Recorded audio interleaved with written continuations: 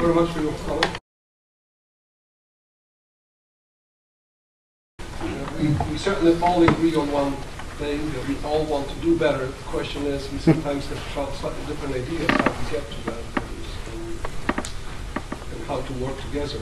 And I just want to emphasize once more that this is something which should be looked at as non-threatening. And obviously, we want to get everyone involved. We want the teachers to be involved, and we want NEA to be involved. And obviously, this is not going to happen outside of the teachers' contracts. I live with, we have a union contract, and what happens in this merit system, in which I work, is people actually compete for some of the work to be done, which does not really carry any specific financial rewards, but this is part of the evaluation system. These things count in your professional activity. These things count in your service to the community. People say, oh, there are not enough tasks sometimes, which is amazing. People are looking for tasks to contribute because they would like to be like some other colleague who has something to say about what they did this year in terms of their professional activities or how they contributed to the organization. So, and no one perceived this as threatening. There is some voices which I heard before is, well, so sharing is done. There will be no sharing. Why would I share something with someone else if it's going to make them look better? I don't see that problem. Mrs. Epke. Mrs. Epke. Where's Mrs. Epke? Did I get married? Miss Epke. When did I get married? Please. I know, you always got the same line. Laura Epke, Neck Road. I had put together several sections of comments, but they've all pretty much been talked through tonight already. I just want to reiterate a couple of things. First, to reassure you that I think it is incorrect to come at this from the perspective that people are afraid of merit pay and that they fear the concept. I think quite to the contrary, you would find the majority of people recognizing that financial incentives improve performance. So I think it's wrong to focus on any possible fears surrounding it. I'll tell you what my fear is. You had a great deal of participation in your strategic plan.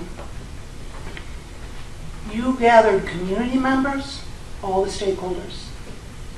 You developed this strategic plan. There are only 4 main objectives.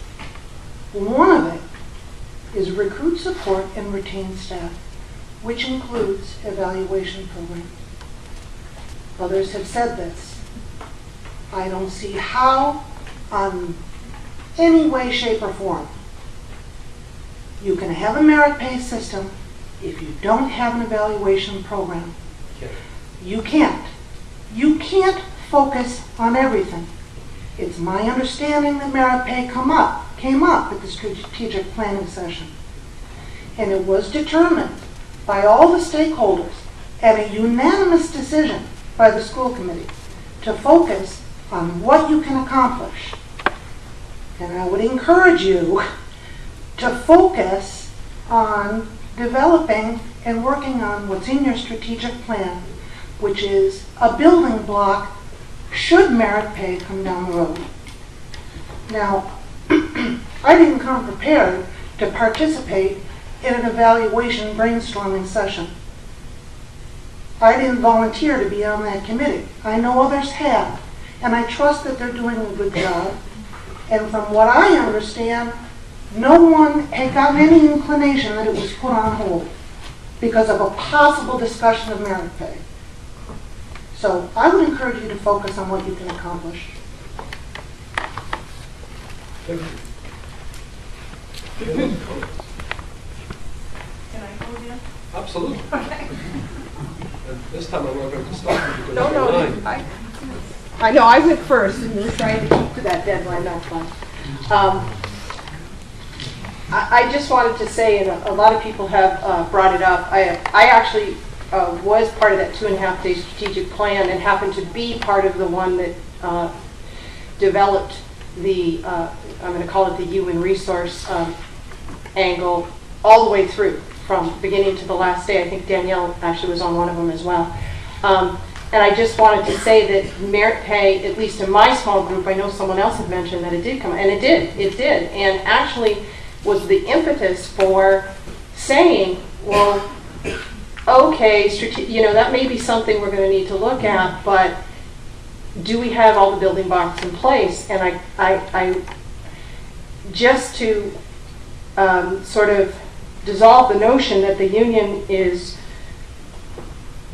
apprehensive about this. Perhaps individuals are, but that discussion was started and came about from teacher and president of the union, Amy Mullen, and teacher Beth Farley. They're the ones who, when we were discussing merit pay in my small group, that very first one said, well, yeah, and we know that's really, that's a very national interest, but here's some things that we need to have in place, and that if we do have in place, they in themselves will increase student achievement. So I, like the others that have talked, do think we have a good strategic plan, and it will be some blocks in place. I think Mr. Souza's comments about that evaluation team should include teachers is right on target, and I just wanted to Bill knows this because he's on it. It does include teachers, administrators, parents, and community representatives. And I, by the way, would be in favor of merit pay for teachers, or for parents. if you're just throwing that out there. Merit pay for parents.